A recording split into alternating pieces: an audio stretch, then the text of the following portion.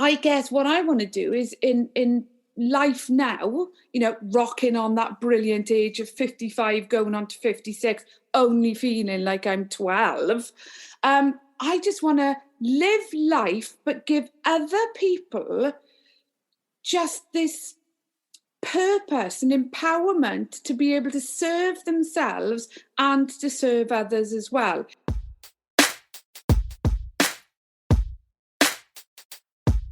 I know a 12-year-old who stammers sometimes only because his thoughts are so big they can't get out of his brain straight.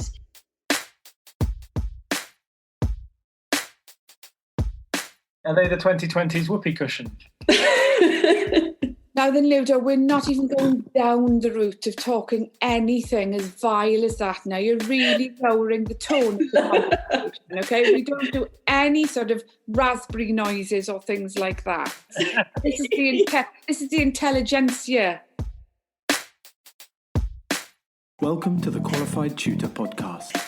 I'm your host, Ludo Miller, and I'll be interviewing tutors and thought leaders from across the tutoring landscape to inspire, inform, and motivate you to become the best tutor you can be. The Qualified Tutor community is a safe and supportive space for tutors who love to learn and grow. We offer training, resources, ideas, and a chance to connect with like-minded tutors. If you'd like to continue the conversation, join our Qualified Tutor community at www.qualifiedtutorcommunity.org or find it in the show notes. We're so happy to have you as our newest community member and great big expert in special educational needs and bringing the fizz back to the classroom. And so this is the first of many podcasts and workshops. This is the first opportunity to bring your voice into Qualified Tutor, Nina. And so the first thing that our community members need to know is who you are and where you're coming from as an educator. So let's start with that, no pressure.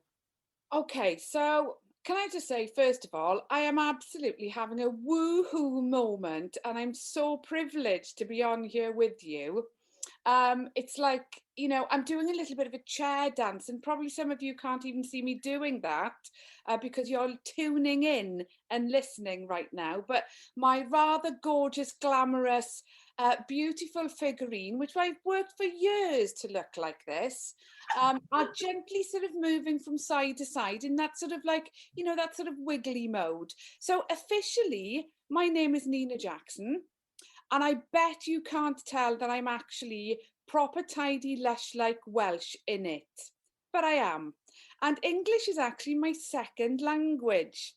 So mae'n wych I fod ar y podcast gyda chi heddiw. A dwi'n joio bod gyda chi, Ludo a Julia. Which basically says, I'm really so well-tidy chuffed that I'm on this podcast with you today. So officially I'm Nina Jackson, but in the world of education, I'm known as the ninja because I love to move in mysterious ways.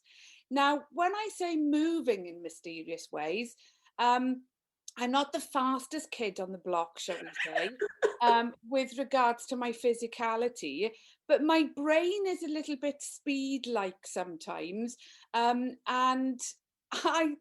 I tend to digress off into amazing places. I like to take myself off into creative thinking worlds.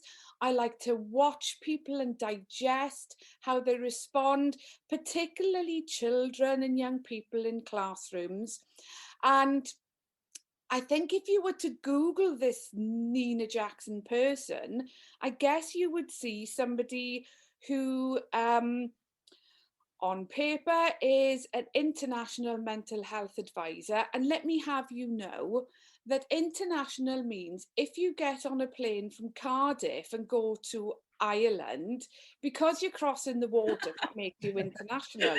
But let's be serious. I've had the amazing opportunity to work in places like Chile and Ghana and Dubai and Kuwait and Hong Kong and China and Cyprus, and I could go on and on and on, as well as obviously amazing places in the UK. Now, my background is I trained as a music teacher, and I did music therapy, and I did lots of work in the area of SEND. And I don't particularly like the word SEND, special educational needs and disabilities, because for me, it's learning and living differences, because we all have our magical ingredients. And, you know, labels are for tins and not for people. So let's get that straight for a start. I love to see, and I hope to invigorate teachers, children and young people with what I call the fizz, the sherbet lemon. So you've got the structures and the systems of the school, and we can't get away from that. And we can't get away from exams and data and tests and things like that. But what we can embrace is that when teachers have this connection with children and young people, there's this sort of like, ooh, wow, fizz moment where children are so engrossed in what they're learning, they pass their infectious personality on to others in the classroom as well as the teachers. And as my dear friend Howell Roberts would say, sometimes it's about botheredness, you know, and I'm really bothered to be learning about this. You become bothered and you become engaged when somebody explodes your inner fizz emotionally, cognitively, and neurologically. Boom shakala, sorted. So for me, we've got to access all areas of education. We've got to give teachers and children empowerment to be brave, to test, to try. And if it doesn't work, that's okay. Do you know what? We'll try a different way, because there is always another way. So for me, it isn't about practice makes perfect. It's about pocket the passion, okay? Pocket the passion of what you are as an educator, as a learner. But you've got to get to know the children and the young people that you work with. I mean, you've got to know them inside out. So I'm a consultant, I'm a practitioner, I still teach. I adore to work with children and young people. Sometimes I see adults like children and young people as well. You know, we want to get into their sort of inner minds to find out what made it brilliant for them. So I guess what I want to do is in life now, you know, rocking on that brilliant age of 55 going on to 56, only feeling like I'm 12. I just want to live life, but give other people just this purpose and empowerment to be able to serve themselves and to serve others as well. Then what's the point? Well, the point is your purpose then becomes of service to others. So if you are able to service others with your brilliance, your passion, your energy, your knowledge, expertise, the way that you can connect with people through relationships and culture, then you're going to have more woohoo moments. Now, I'm not short on talking, as you can see. I'm not going to say that it's verbal diarrhea. However, at some point, one of you needs to say, okay, Nina, then I think we'll move on at this point. Okay, Nina, then I think we'll move on at this point. That was my next question, Nina. You are really into EdTech.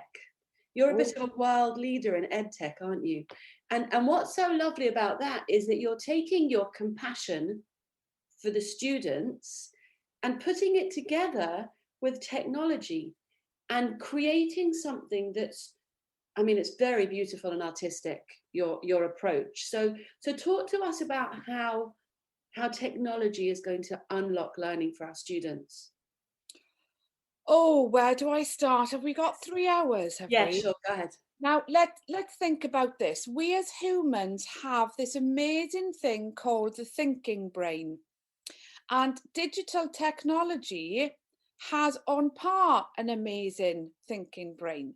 So my quest is to take the human brain and marry it with the digital brain so that they become compatible friends, colleagues, and together they can create these beautiful things for human beings, from using accessible digital technology for social, emotional and mental health, as well as academic learning.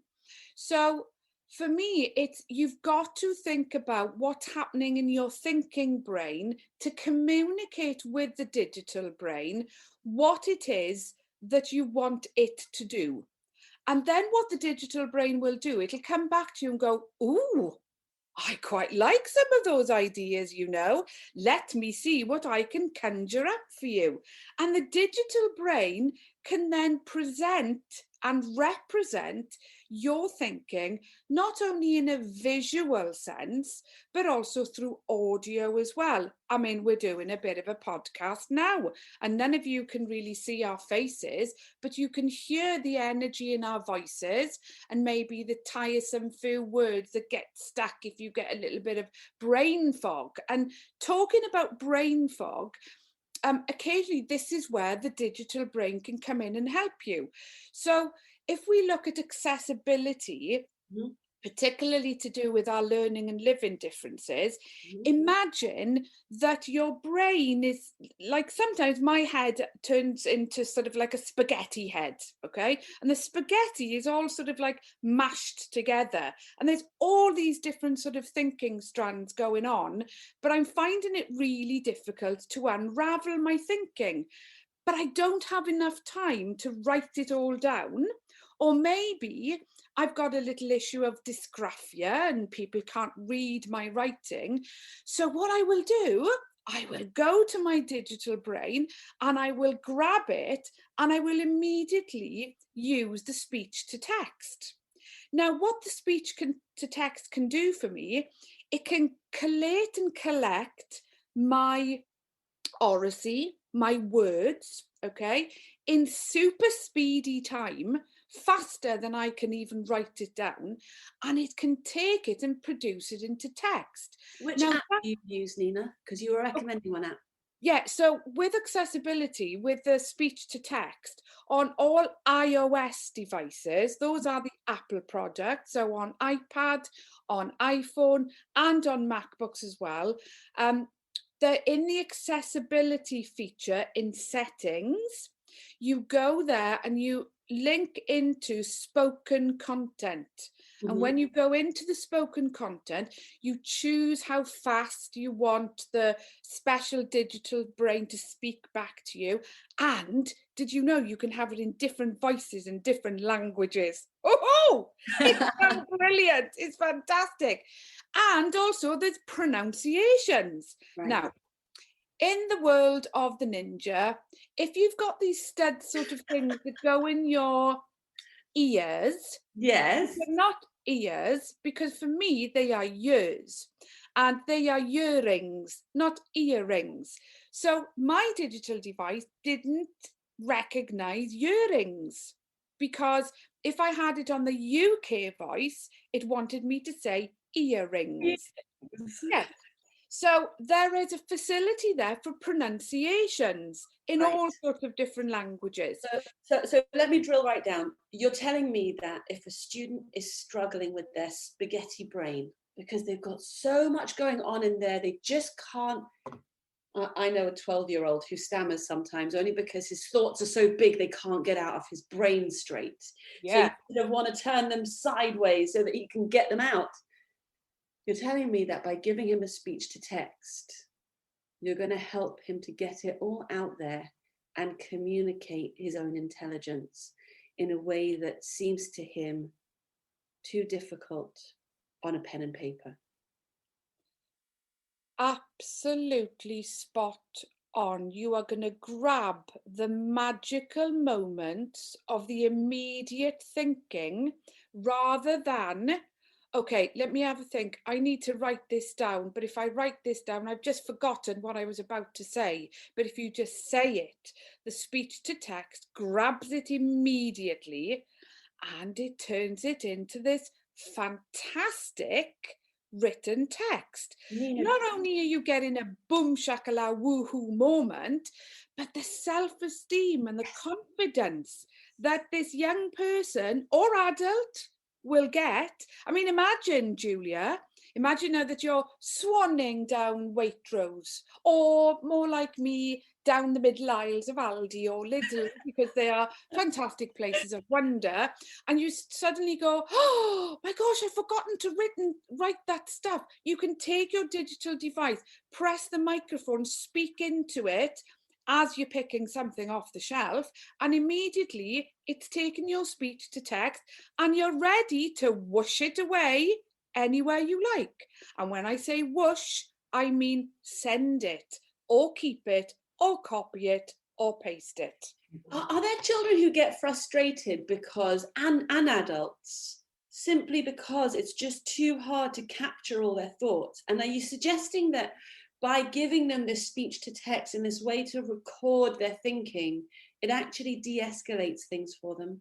Oh, the impact is not just massive, but massive. And what it does, this relationship between the amazing thinking brain of the individual comes to life with the aid of the digital brain, and you've got this perfect marriage. You know, it's like this sort of love connection where both brains are helping each other out. Right. But what the digital brain then does, it gifts the individual with this confidence, this self-esteem, and free fizz, because they can see it, and then they can actually highlight all the text, and they can hear it being spoken back to them. I'm going to ask you a completely different question. No. Let me ask you a question. Go on. No, I can't miss this moment. Go Let me on. ask you a question just before we pivot.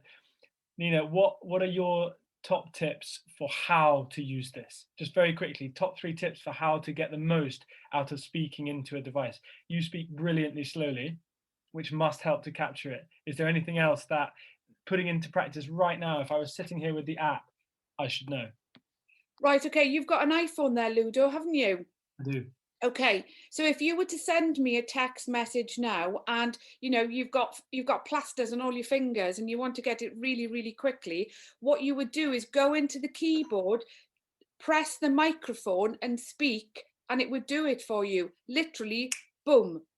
That is if you have activated the speak content in accessibility. So, ladies and gentlemen, you go to, on your digital device on iOS, go to settings. When you go to settings, there is an accessibility feature. Into accessibility, and the plethora of tools that you have, it comes under vision. When you go into vision, you go to spoken content.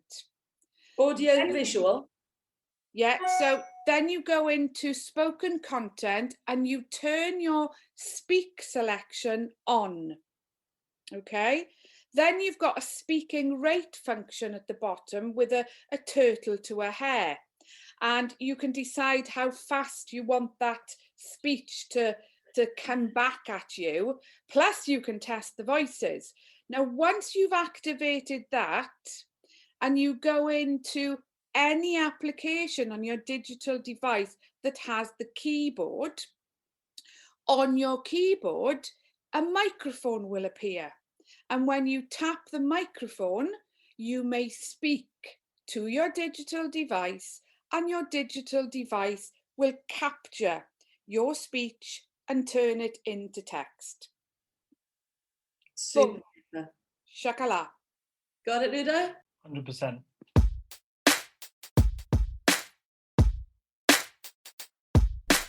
And now, a brief word from our founder, Julia Silver. If you'd like to hear more about the ideas we touch on here, or gain the tools to take your own tutoring to the next level, the qualification for tutors could be for you. This live online seminar is facilitated by industry experts who, over 4 Zoom workshops, will cover the foundations of teaching and learning and how it relates to you as a tutor. The workshops are full of rich discussions where you'll learn alongside other tutors and connect on a professional level. We will teach you how to be the kind of tutor every child remembers.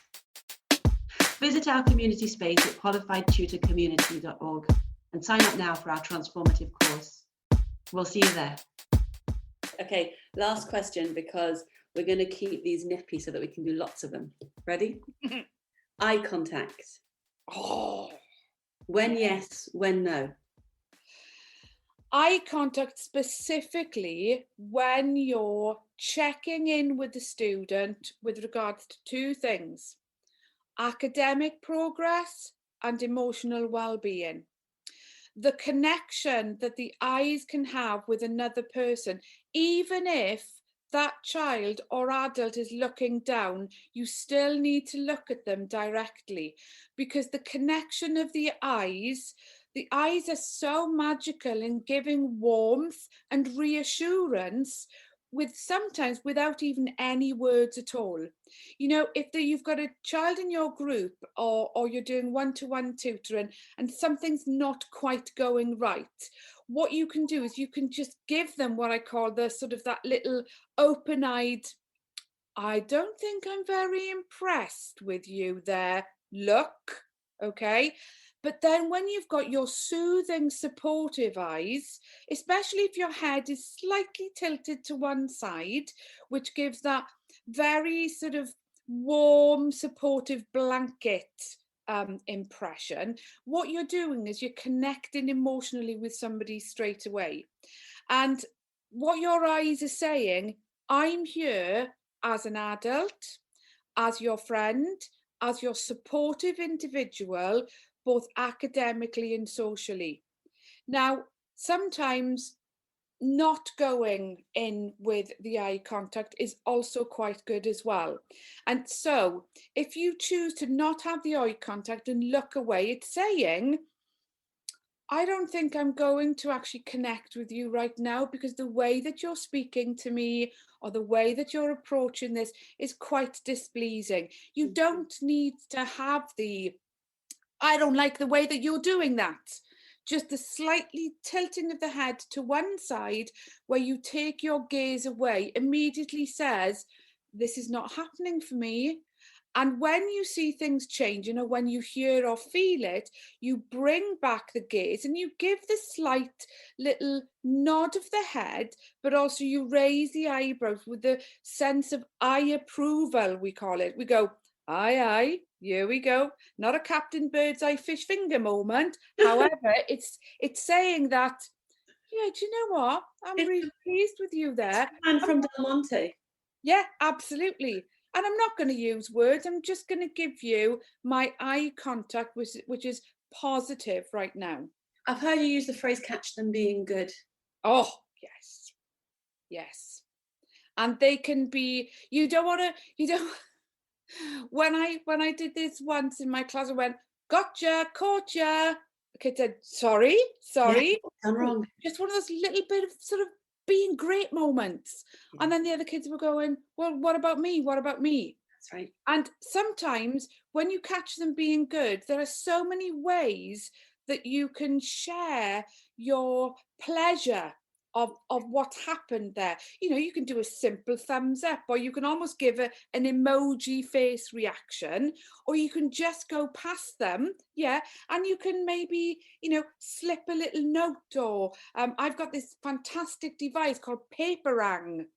And with Paperang, you can print off this tiny little thing and rip it off like a receipt and fold it up and just gently slide it to the child or the student. It is the most amazing device ever. It's fabulous. There are children all over South Wales who have collections of those little notes, aren't there? There are indeed. You can capture pictures, you can do notes, you can do to-do lists, and you never ever need to put a printer cartridge in there. It's just like a little square little camera box, and it connects with your phone. And ladies and gentlemen, it's called Paperang or Paperang. In all the accents. Paper. Right. We need to remember, okay, there are many skills, strategies and tools that we use with learners with learning and living differences that can be extremely empowering for all learners, okay? And you do not have to be one of those people, you know, with a tin label at all, because many of the strategies, like I just said to you about the speech to text, okay, even though that is something specific that we would want to recommend for people with dyslexia or dysgraphia or ADHD or even ASC, autistic spectrum condition, to use, and other learning and living differences, but for you as teachers and practitioners, it's a tool that you can use immediately for your benefit. So you take the tool, you think, you have one of those thinking moments that goes, let me have a think about this. Oh, I could use this for myself, but also I could empower my A-level students to be able to use it for revision techniques, or those who are extremely, extremely academically gifted or magically talented to capture moments of self-compassion, self-gratitude, and literally, you know, it's in that moment. They're not always specific for learning and living differences. They are what will help the learning and living differences to access learning, but also they're tools for everybody. Even a wobbly cushion that you can sit on underneath to keep you focused.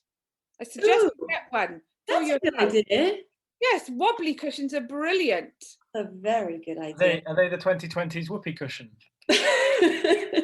Now then, Ludo, we're not even going down the route of talking anything as vile as that now. You're really lowering the tone of the conversation, okay? We don't do any sort of raspberry noises or things like that.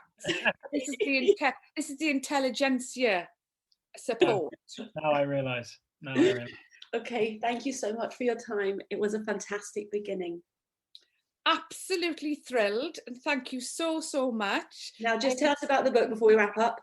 Oh, it's Of Teaching, Learning and Sherbet Lemons. Of course it is. Finding Your Fizz, and it's a compendium of careful advice for teachers and tutors and anybody else and parents of thinking about some really, really difficult questions. For example, the first one is called The Dragon Deep Inside, the first chapter, which talks about selective mutism.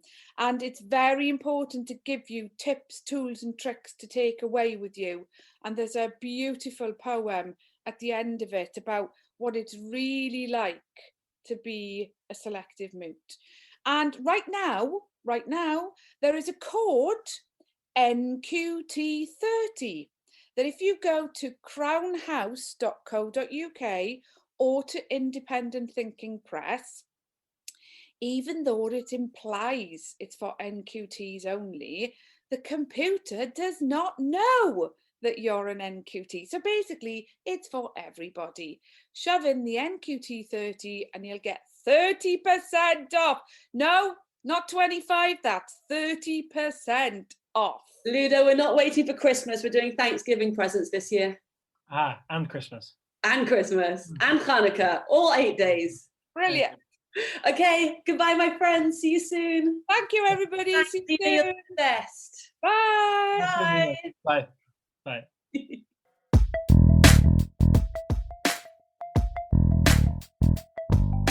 Thanks for listening to the Qualified Tutor podcast, where tutors share their expertise to support the tutoring community. If you'd like to continue the conversation, join our Qualified Tutor community at www.qualifiedtutorcommunity.org or find it in the show notes below. We exist to connect, share, and learn with you because tutoring is a small job that makes a big difference.